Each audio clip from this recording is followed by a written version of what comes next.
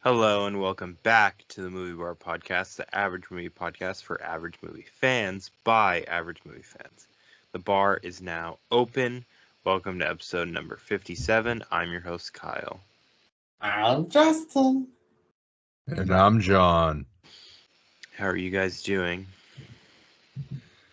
Doing okay. Moving right along. Mm-hmm.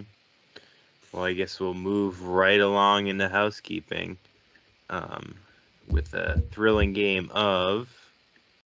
Has Kyle seen it?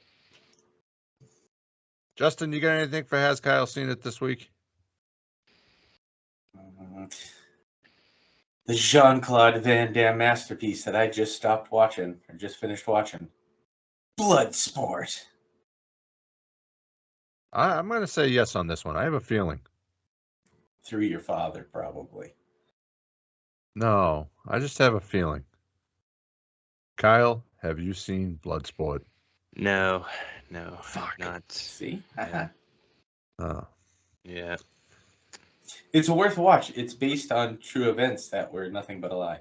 Yeah, he's this is very tangential news, but he's going to be a skin for Johnny Cage in the new Mortal Kombat game. So Because originally he was yeah, supposed to be.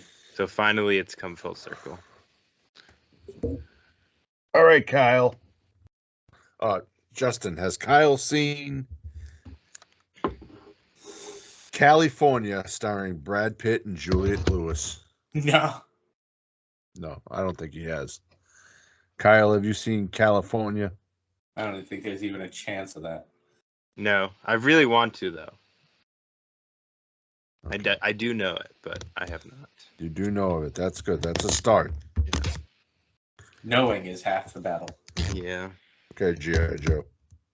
You darn right. Well, after another thrilling round, let's get into our discussion of the Fangoria 2023 Chainsaw Awards. Well, you might as well finish the rest of it since you stole my thunder there, killer. No. Oh, stepped on your duties. You're supposed to say Oh, it's in red, the guy. Yeah. All right. Well, here are the results of the 2023 Chainsaw Awards that aired on Shudder on March 21st, 2023. Well, that would be May, but okay. What'd I say? March. Oh, May. I've had a rough week. So for Best Wide Release Movie, the nominees were Barbarian, The Black Phone, Nope, Pearl, and X. This is the first time I've seen all the movies. And the winner was The Black Phone. Do you guys agree with that? I do. The Black Phone was really good. Justin, have you seen that yet? I haven't seen two of the movies on this list. I've seen most of The Black Phone. They're pretty good. Yeah. Considering it's Stephen King's son who wrote it, I mean, it's... Yeah. Yeah. What was the other one you haven't seen yet? It's the two I haven't seen at all are Barbarian and Pearl. Yeah. Actually, no, I haven't seen Pearl yet. Damn it. Never mind. For Best Limited Release Movie, we have Orphan First Kill, Resurrection, Something in the Dirt, Terrifier 2, and Mad God. And Terrifier 2 took home the trophy. I had only seen Terrifier 2, but it was a good movie, so. Mm-hmm. I haven't seen any of those. I've seen three of There you them. go. Or no, two of them, sorry. All right. Well, best streaming premiere movie, we have Fresh, Hellbender, Hellraiser, Prey, A Wounded Fawn, and the winner was Prey, which is the only one on that list I've seen, but Same here. it was a good So- movie. So I've seen three of them, but Prey's definitely the best. Right, John? Have you finished that yet, or? Yes, I did finish that. Remember, we made a big fucking Yes, I stink know. about it. I know. All right. Now for my favorite category, and John's, I'm sure. Best international movie. Hatching, The Innocents, Piggy, Solemn. And Speak No Evil, with your winner being Speak No Evil. Well, I haven't seen any of those. No, Kyle? well, I Best. kind of figured you hadn't. I haven't seen any of them either. Three of them I really want to see though. But for best first feature, we have Blood Relatives, Deadstream, The Sadness, Watcher, and then We're All Going to the World's Fair. And the winner was Watcher, which was a great movie. I've seen that one. I've also seen Deadstream. I really like that. But Didn't we cover Deadstream once? Fresh from the Stream? That's the one with the dudes inside the house vlogging, right? yeah. Yeah. Yeah, it came out right around Halloween time, I think. For best lead performance, we got a bunch of them. We have Anna Diop in Nanny, Isabel Furman in Orphan First Kill, Mia Goth in Pearl, and I guess X by relation. Rebecca Hall in Resurrection, Daniel Kaluuya in Nope, Amber Midthunder in Prey, Micah Monroe in Watcher, Kiki Palmer in Nope, Josh Rubin in A Wounded Fawn, and then Taylor Russell in Bones and All. And the winner was Mia Goth in Pearl. I think that was kind of shooing. She was great. Yeah. In that especially. But I would have. Isabel Furman was also great in The New Orphan. But yes. So for best supporting performance, we have Jamie Clayton from Hellraiser, Ethan Hawke from Black Phone, Justin Long from Barbarian, Madeline McGraw from The Black Phone, Jenna Ortega from Scream, Mark Rylance from Bones and All, Rachel Sonnett from Bodies, Brittany Snow in X, Kristen Stewart from Crimes of Our Future, and Stephen Yen from Nope. And your winner was Madeline McGraw, The Black Phone. What That's was that? The little sister? yes. Oh, that's crazy. Yeah. Ethan Hawke or Stephen Yeun. Mark Or Rylance even in Bones and All would probably I haven't seen that, Yeah, he's so. super creepy in it. Really good. But so All right, well, next we have Best Director. We got Zach Kreger, Barbarian, David Cronenberg, Crimes of the Future, Chloe Okuno, Watcher, Jordan Peele for Nope, Ty West for X, with Jordan Peele winning for Nope. I don't know. I really did not enjoy that movie, so I don't know. yeah. Ty West should have got it for X. For best screenplay, we had C. Robert Cargill and Scott Derrickson for The Black Phone, Zach Kreger for Barbarian, Mia Goth and Ty West for Pearl, Jordan Peele for Nope, and then Seth Rice and Will Tracy for The Menu. And the winner was C. Robert Cargill and Scott Derrickson for The Black Phone. Which, I liked it, but I feel like I didn't like it as much as you guys or like these awards. Like I probably would have picked other stuff over it, but Yeah, Nope was a unique story. yeah. I don't think I've seen The Menu. I haven't watched Pearl yet. Barbarian was just too. Was too So, what?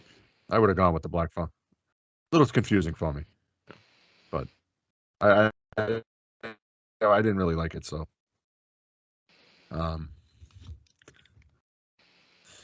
right.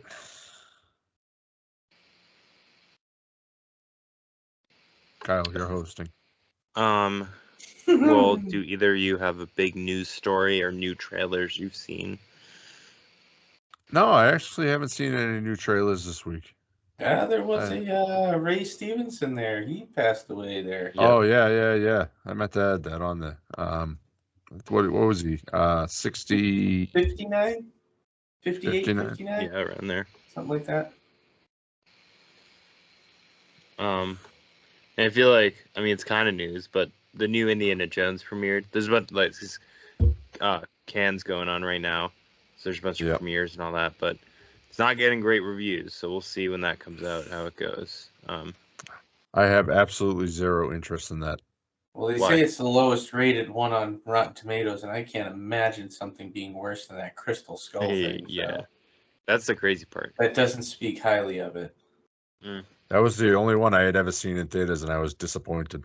That one was the worst one. Like, I don't even ever watch that. I don't consider it one of those movies. Yeah. It's a trilogy.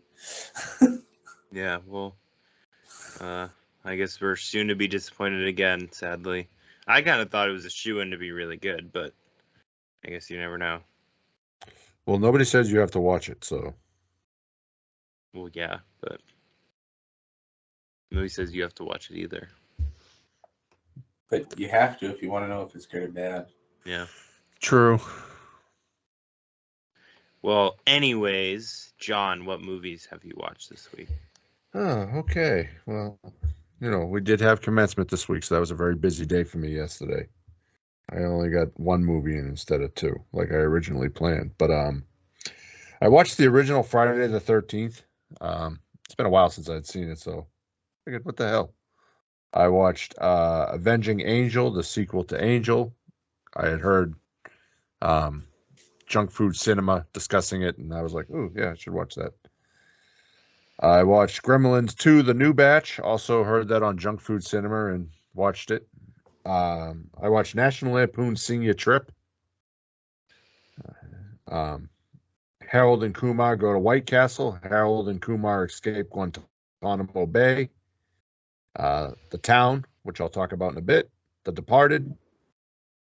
The Crush and Maximum Overdrive. And I am just finishing Blades of Glory. Nice.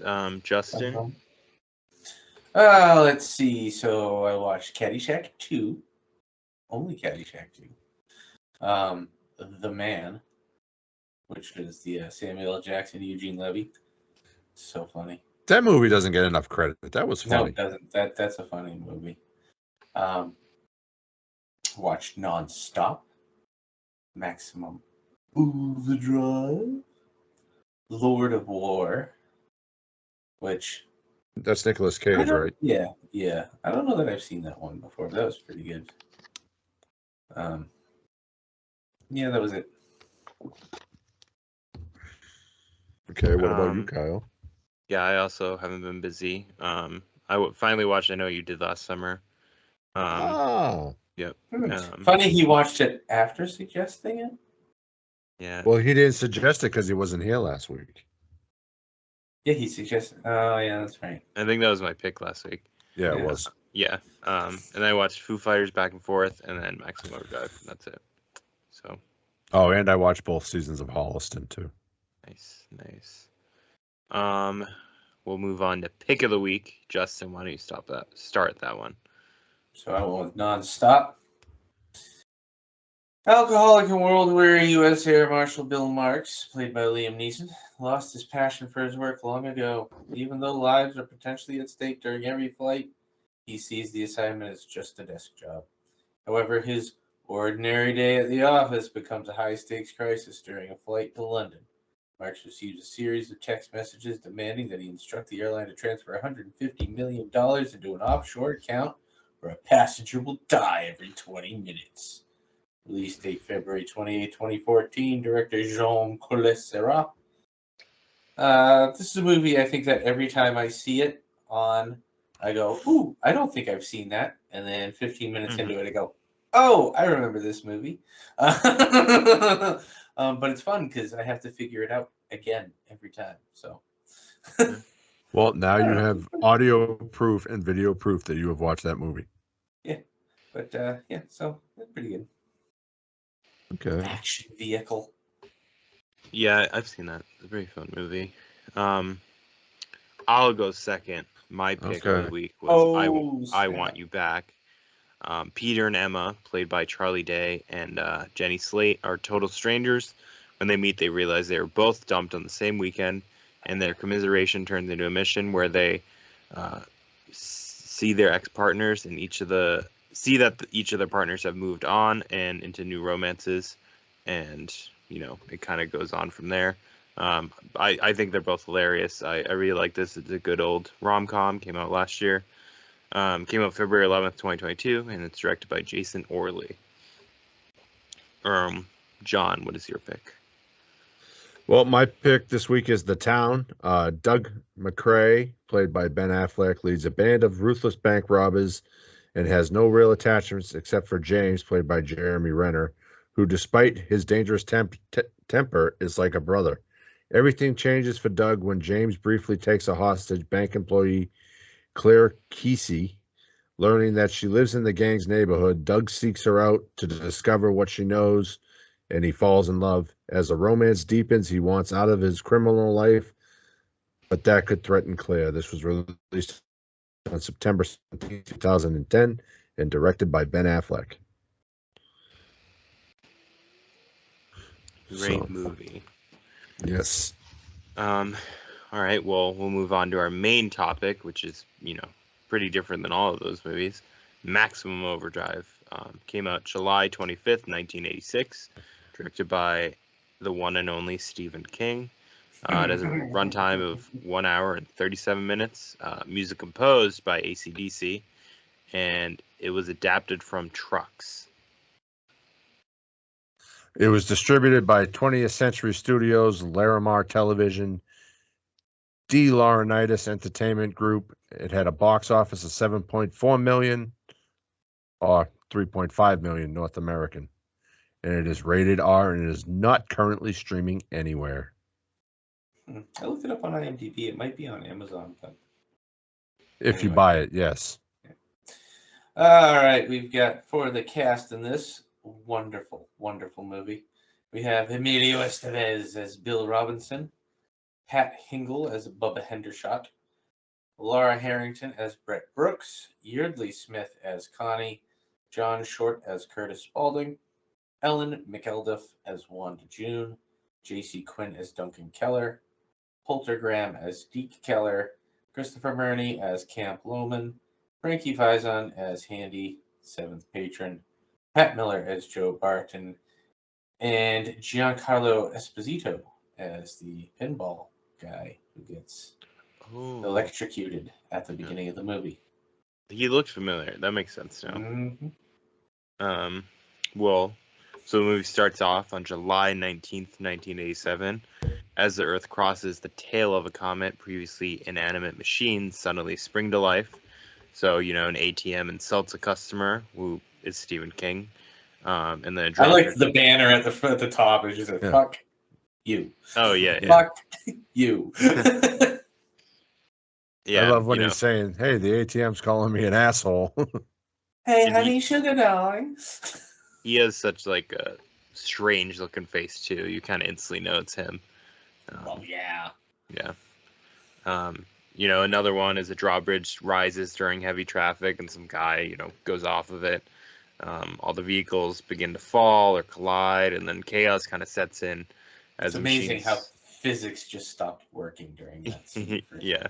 A lot of that, but. So what do you guys kind of think at the intro?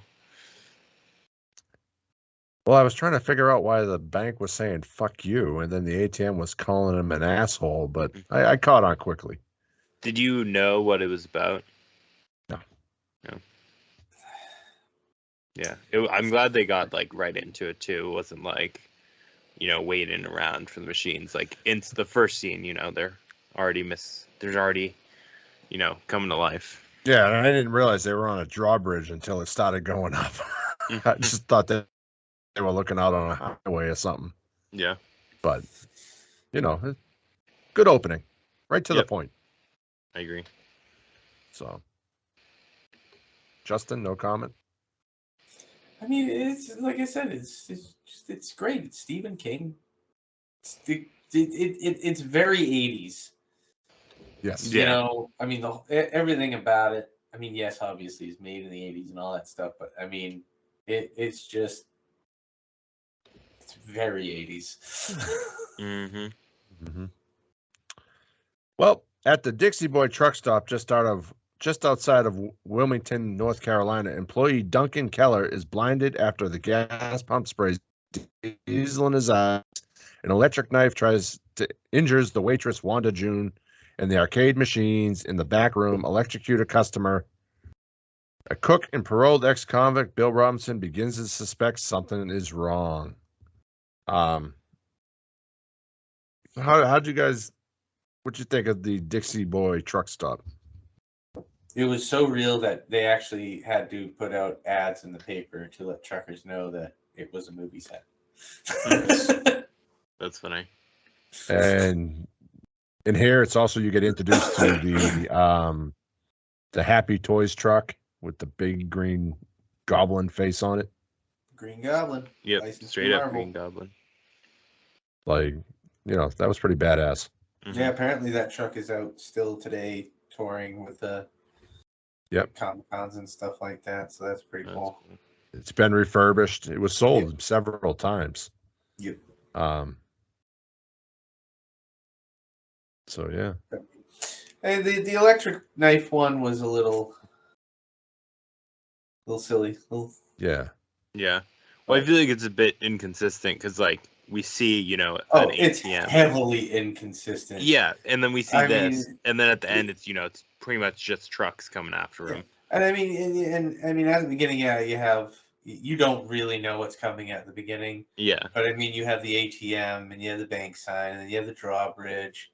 But as you learn later, what doesn't make any sense is that none of those cars, Yeah. like they don't get taken control of. Yeah. Yeah. And I mean, here coming up a little bit farther on, Lisa Simpson's doesn't get taken control of. Yep. So. And then like the arcades, like the cigarettes machine spitting out money and cigarettes, the quarter machine spitting out quarters. And then there's a machine gun shooting bullets, but there's nothing electronic in there. So how the hell is that shooting? Yeah, and they use guns too. So. But you don't come to this movie for No, you don't. And knowing that it was directed by a truly coked out Stephen King. Yeah. It excuses some of it. Yeah. People often ask him why he doesn't direct another movie, and he says, "Just look at Maximum Overdrive." Yeah. Like, but I thought he did good. But I mean, I did think they did a good job of setting up like the gas station owner there as just being a complete and utter piece of garbage. Telling Emilio that he's you're gonna work twice as many hours, because you're on parole and all that. So, I mean, it definitely fits the ideal of a Southern Carolina truck stop. Yeah. How many of those did we encounter on our road trip, Justin? None, because we didn't drive through there. Well, I know we didn't drive through North Carolina, jackass. I meant truck stops like that. Like that little town we stopped in to make that call that day. Yeah. I was getting vibes like that watching this. Well, it sounds like nothing but trouble. No, that was like nothing but nothing, because we were in Dakota at that point, and there was nothing but nothing around. You could literally drive through the town in like 2 minutes, and all the houses and the main street and the one gas station. Yeah. So. All right. So now here we go. This is where it starts to really get fun. I love this scene. They cut over to the Little League where you got, the game ended up. Team won, and coach says, "I'm going to go get everybody some sodas." Man, he puts in his money, and he takes one rocket right to the crotch. I mean, that... I love this scene. I remember watching. I've seen this movie. I can't even begin to tell you how many times since it came out. But this is the scene I remember all the time, because he just takes that first one right to the junk, second one to the head, and you get all the kids running away. You get just getting pelted with cans. So much fun. And then you got the steamroller comes rolling out onto the field there. Yeah.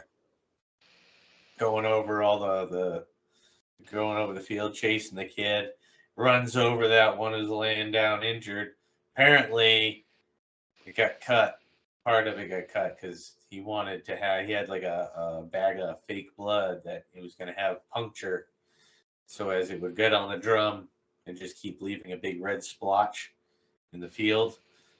But when it ran over it, it exploded, so it made it look like the dummies and the kid's head would have just gone kaboom, and the sensors didn't want it. Well, they would have. I mean, jeez. I know, and that's what would happen, and that's what he said. It looked great, but censors wouldn't have it. So, damn you, censors. But yeah, one kid, he still manages to escape on his bike. Get down, get down, get down. Then we have newlyweds Connie and Kurt stopping at a gas station when a tow truck tries to kill Kurt, but he survives. And then he and Connie escape in their car. Then we see Deke again riding through town, and we kind of see, the aftermath of all the chaos where humans and pets were brutally killed by, lawnmowers, chainsaws, electric hair dryers, pocket radios, there's the RC car in the dog's mouth, and then ice cream truck, of course. And How long did the scene with how the long- lawnmower I liked because I wasn't expecting it to start up. Kind of got me a tiny bit, but How long did Yeah. it take you to realize that was Lisa Simpson? I did not. Well, I did. Kurt says "eat my shorts" at one point, so I thought it was Simpson sign, but I didn't realize it was Lisa. Yep, that is Lisa Simpson. She is not. She does not own up to this movie. Apparently, she's embarrassed by this movie. At first, I was thinking it was the mother from that '70s show, Kitty Foreman. Yeah, I And thought then- that too. No. And then I was like, oh shit, that's the lady that plays Lisa Simpson. Yep, Lisa. I mean, I've only probably seen one other movie that she was in, The Chaperone, but once I realized it, like the voice, it was the voice that gave it Yeah. away. So, well, we're back at the Dixie Boy, and a garbage truck kills Duncan, and a truck sporting a giant green goblin mask on its grill runs into a Bible salesman, Camp Loman, who has picked up a drifter and stopped at this gas station and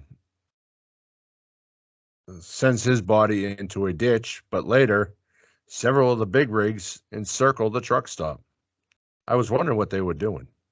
I thought they were leaving, and then all of a sudden they're like, "Oh, they're just circling the grounds." Gotta circle them wagons. Yeah. All right. So meanwhile, you get Connie and Kurt pursued by a semi truck. Managed to outmaneuver it at a sharp turn, causing it to crash off the side of the road. And then they arrive at the truck stop and see the situation.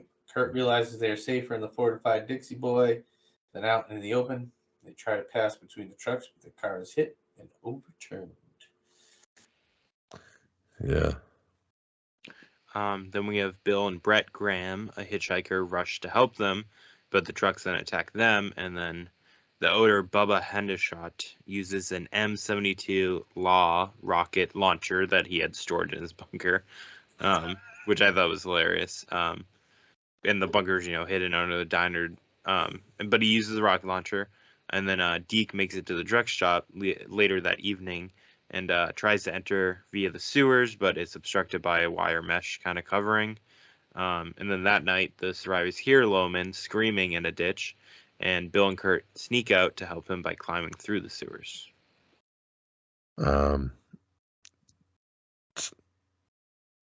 So Deke finds Loman and believes that he is dead, but he suddenly jumps up and attacks Deke, grabs onto him. Bill and Kurt rescue Deke, and a truck chases them back into the pipes.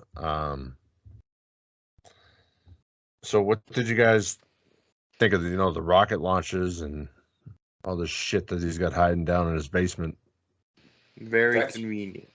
Probably one of the most believable parts of the movie. To be honest with you. Yeah. That's kind of the type of guy they set him up to be at the beginning. I mean, with his whole, he knows the guy's on parole, so what's he gonna say? He just seems like that kind of dirtbag. So that doesn't surprise me at all. Yeah. Then the next morning, you get the bulldozer and platform truck driving up to the truck stop. Hendershot uses the rocket launcher to blow up the bulldozer, but platform truck doesn't like that. It's got a post-mounted machine gun on it, and it just tears Hendershot to pieces. He's done. kills a couple other people, including Wanda. The truck then demands via Morse code, because yes, just because it's a military truck, it understands Morse code. Um, coked out dream. The humans pump the trucks some diesel in exchange for their lives. I mean, convenient that the kid shows up just in time to pick up on the Morse code. It's Little pretty less, sad. All those little- adults and the kid picked up the Morse code. Yeah, all those adults, and you got to figure one or two of them are military before. There's always one or two, especially back then. So yeah, yeah. And how about the waitress screaming, "We made you! You can't do this! We made you!" Yeah, I mean, she's crazy. Yeah, the way she said that was hilarious too. She's a truck Yeah. stop waitress. Yep, definitely losing her mind. Well, the survivors are soon realizing their own machines have enslaved them. Bill suggests they escape to a local island just off the coast in which no motorized vehicles are permitted. While the crew is resting, Bill theorizes that the comet is actually a broom operated by interstellar aliens and uses Earth's machines to destroy humanity so the aliens can repopulate the Earth. So when they're all pumping the gas, and this thing is like, he's talking to the machine gun. Okay, hold on. I'm out of gas. Hold on here. So, and then the other truck's like kind of nudging him towards the hole to put the gas in. Like, what the fuck? Yeah. Cocaine's a hell of a drug. Gets a little crazy sometimes. Yeah. But during this fueling operation, Bill sneaks a grenade onto the platform truck, destroying it. Then leads the party out of the diner via sewer hatch to the main road, just as the trucks demolish the entire truck stop. The Green Goblin truck pursues the survivors to the docks, managing to kill Trucker Brad when he falls behind. And when the ice cream truck appears, Brett and Kurt shoot it, and it gets destroyed. After Bill destroys the truck with a direct hit from a rocket shot, the survivors then sail off to safety. I mean, the whole movie is a fever dream, so it doesn't Yeah. surprise me that the ending just kind of turns into one. Yeah. Well, he got greedy. You know, he shouldn't have been going for that ring. If he didn't go for that ring, he'd still be alive. You know? That's a deep message that Stephen King wanted to portray. Is Yeah. don't steal. Yeah. I mean, that was a nice looking ring. I mean, Yeah, it was. I just would have grabbed it and fucking ran, not stared at it for 20 minutes. So I think. Well, Go the ahead. problem is, too, if the aliens are going to wipe out all life on Earth, then that ring ain't going to mean shit anyway. Exactly. We then get a title card epilogue that explains that 2 days later, a UFO was destroyed by a Soviet weather satellite that was conveniently equipped with a Class 4 nuclear missile and a laser cannon. So, you know, that is what it is. And then 6 days Have later... a little bit of that red panic in there, baby. Yeah. Oh, yeah. 6 days later, Earth passes out of the comet's tail, and the survivors are still survivors. And we get, AC/DC at the end again. Oh, the use of AC/DC. Clap. Yeah. That's because he literally went to AC/DC, and to get them to do it, he sang an entire song for them off of one of their albums. Like, he went through pillar to post. That's funny. Yeah. And not one of their, like, radio songs, like A deep cut. one that I don't even know. Well, what did you guys kind of think of the setting? I think that was perfect for this movie. Like, Mm-hmm. if it was anything but trucks, it wouldn't have really worked anywhere else.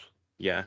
Obviously I picked this after we watched The Mist because I never seen it, but it is, essentially The Mist, just truck stop themed, Yeah. Oh yeah, the which Mist, I think is really funny. grocery store, the Yep. Maximum Overdrive, and a gas station, and Mm-hmm. like especially the middle of nowhere. Yep. Like, Well, kind of trapped there.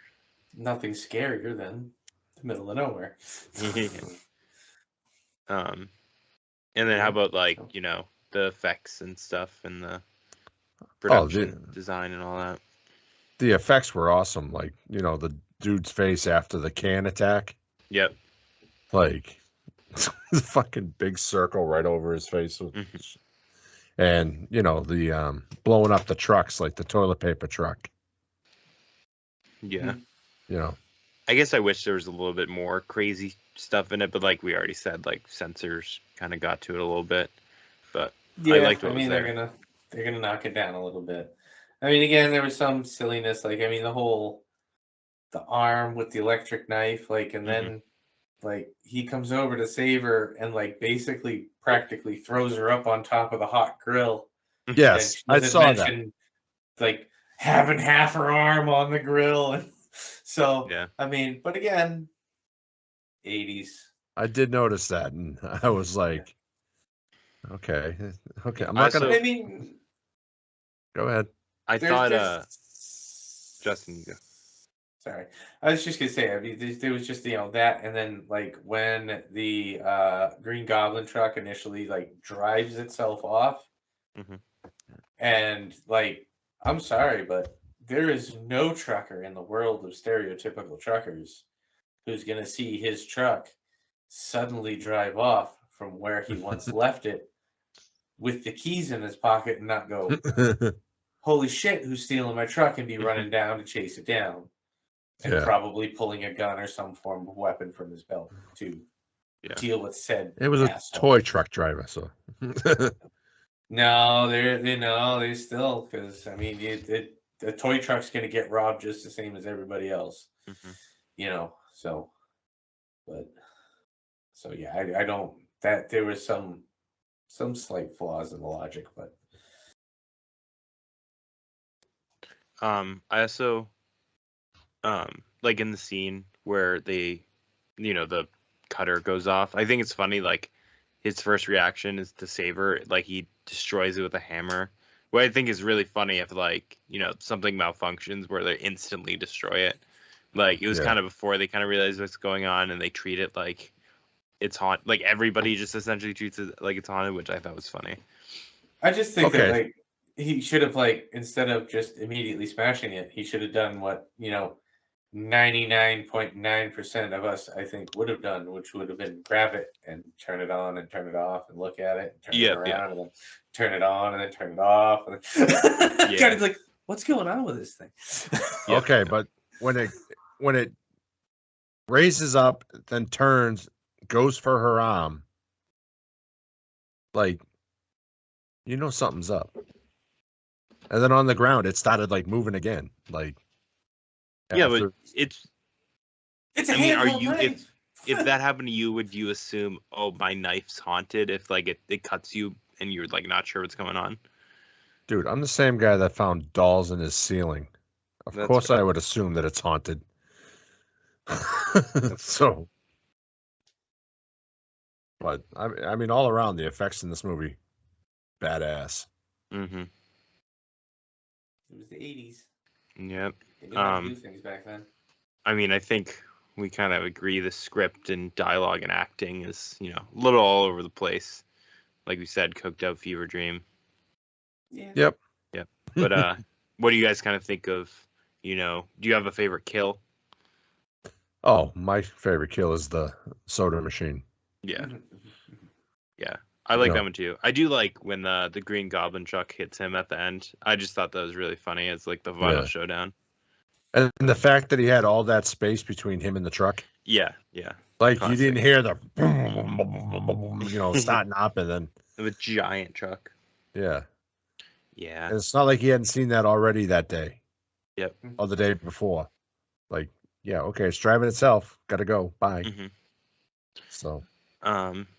And what about the length? I feel like it was perfect. Yeah. Another hour and a half, baby. Yep. Can't beat it. It you got everything that Stephen King wanted you to see. Mm-hmm. The title cards helped at the beginning, and the title card helped at the end. Yep. I think if they had showed him on the island, that would have been a little overkill. But yeah, I'm glad it ended where it did. We didn't need to see, anymore. Do you recommend this movie? yes, Of course, it's Stephen King. Yes. All things Stephen King deserve to be recommended. Yeah. They're all different, but they're all equal. And what do you think about a sequel or a reboot, or do you think that'll ever happen? I'd love to see somebody redo this. Yeah. yes. Who though? Who do you think could handle this? Do you have a director in mind? I feel like Jordan Peele could do a good technology taking over thing. He usually does stuff like that, especially with AI stuff going on. There'll be a bunch of AI horror movies coming out, and that's kind of similar to this. So I think Joe Lynch could do it. yeah. You look at Point Blank and Mayhem and some of his other movies. Mhm.